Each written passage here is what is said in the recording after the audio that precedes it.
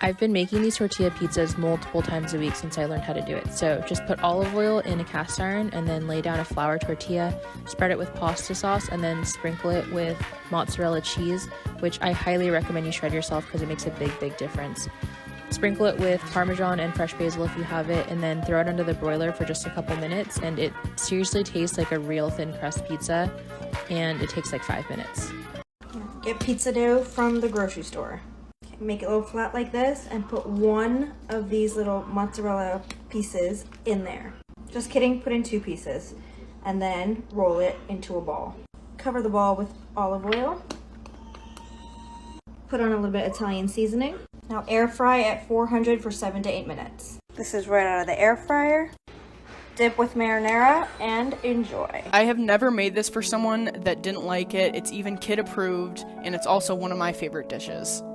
This was a giant head of cauliflower. Normally I use one whole one, but this one was so big I ended up only using half. You're just going to want to break up the cauliflower head into very tiny florets like this, and I throw it on a lined baking sheet with parchment paper for easy cleanup. Roast your cauliflower for about 20 minutes and get your sauce going. This is a cup of heavy cream, a little bit of cream cheese, cheddar cheese, and mozzarella. And y'all seem to really enjoy simple seasonings, so I'm just going to go in with a little bit of salt and pepper.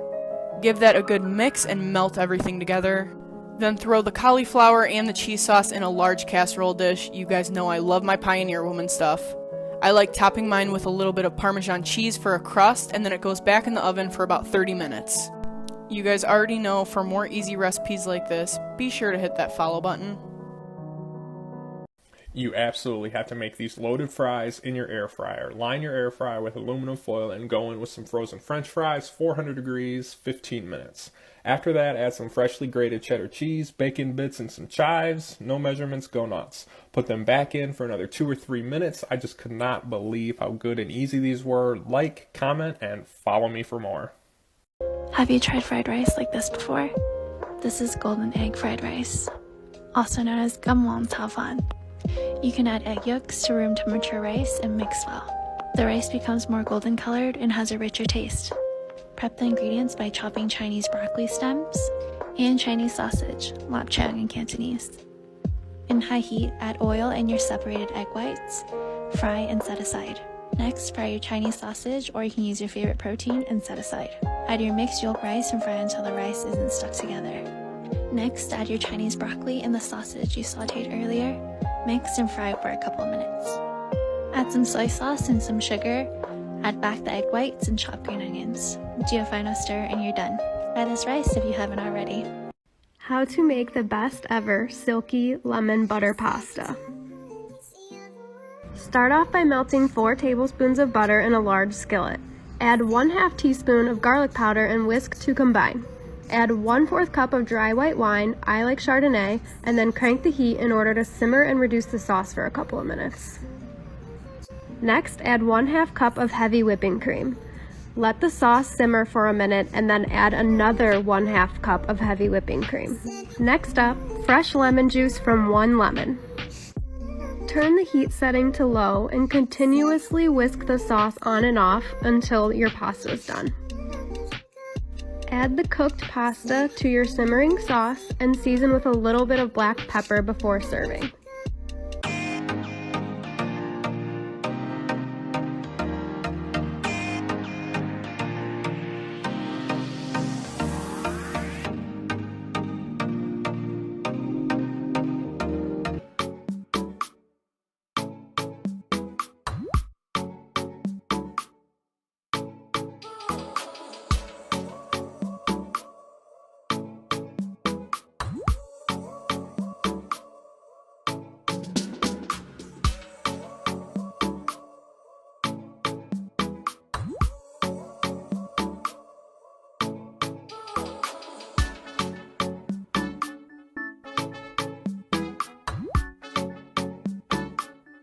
Grab a mini watermelon, wash it, cut it in half long ways, scrape out the watermelon, eat it or save it for later. Now grab your favorite fruit. If you're using strawberries or kiwis, cut them in smaller pieces. Set that aside, grab a bowl. Okay, wait.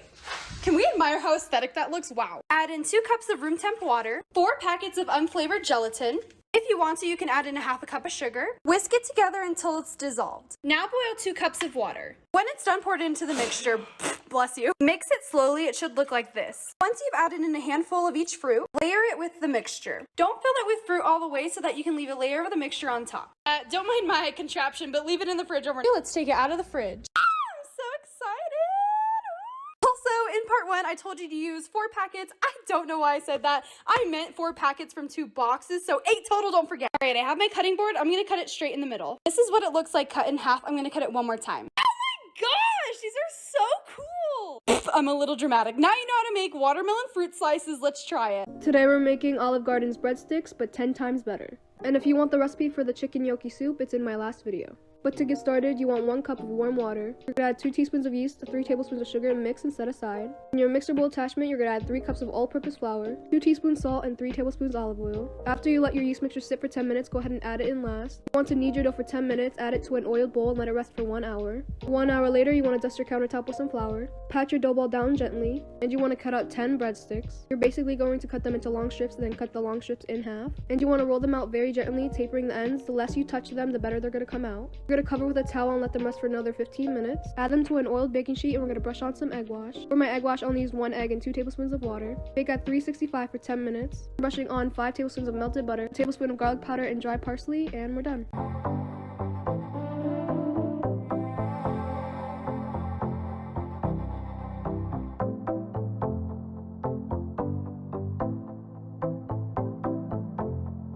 Two rolls or cinnamon rolls. 1 can whipped cream cheese frosting.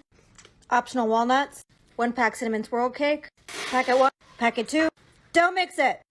1.5 sticks of butter sliced thin. Bake at 350 for 40 to 45 minutes. You guys, this is my favorite. I used to make these all the time and they are so good. You're just gonna crack an egg in a bowl and I got a piece of a freaking shell in there and it's so annoying. Now you just add half a cup mozzarella, some seasonings, and listen, the key to making chaffles, put a plate under your waffle maker for a super easy cleanup. Now you're just gonna spray it with hairspray, top your mix with pepperonis, dip it in some marinara. Today we're making mozzarella stuffed crispy potato patties. They're packed full of flavor and also the perfect appetizer, so this is how I make them. You want to begin with about 6 russet potatoes. Peel, wash, and chop them up, and we want to boil them until they're fork tender. Once your potatoes are ready, it's time to season. 2 tablespoons of unsalted butter, 1 tablespoon of dried parsley, tablespoon of garlic powder and onion powder, half tablespoon black pepper, a tablespoon of paprika, teaspoon of salt, and also a half a teaspoon of cayenne. Mash it up, then you want to add 2 eggs and mix. Lastly, you want to add 1 cup of all-purpose flour. Fold everything together until it creates a nice dough. Then you want to form your dough into smaller balls and stuff it with your mozzarella cheese. Flatten it down into a patty shape, and once you're done with your entire batch, it's time to fry them. Fry on low to medium heat until they're golden brown on each side, and you're done. You know those recipes you see online that you just need to make immediately because you cannot stop thinking about them? I really hope that's not just me, but when I saw this on Cook at Erica's page, I knew I was going to be making it soon. These are French onion soup pork chops. I am just patting them dry, seasoning them with kosher salt and pepper, and then in my cast iron pan, I'm going to melt a little bit of butter and give them a good sear on each side. I'm not trying to cook these all the way, I just want to get them nice and golden brown like this. Then I'm going to take those out, add in 2 sliced onions with a little bit of butter, a pinch of salt, keep cooking them, let them get nice and brown and caramelized. When they look like this, add a little bit of balsamic vinegar, mix that all together, cover it with some beef stock. I added a little bit of Dijon mustard. Just keep cooking it, it will get really thick, and then I smothered it over the pork chops, topped it with some provolone cheese, threw it in the oven to melt. This was freaking amazing. Let me know if you guys try it.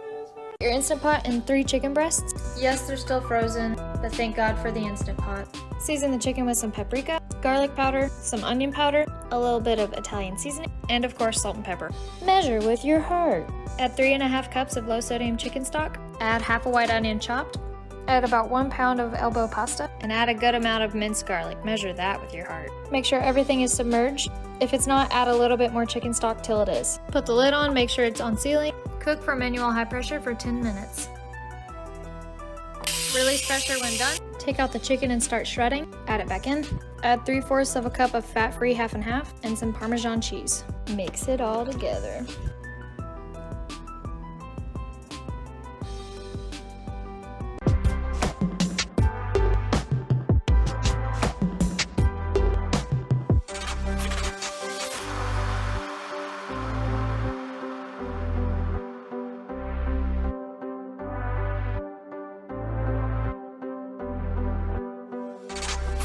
Today I'm going to show you guys how to make Auntie Anne's cinnamon sugar pretzels. You want to start off with 1 1/4 cups of warm water.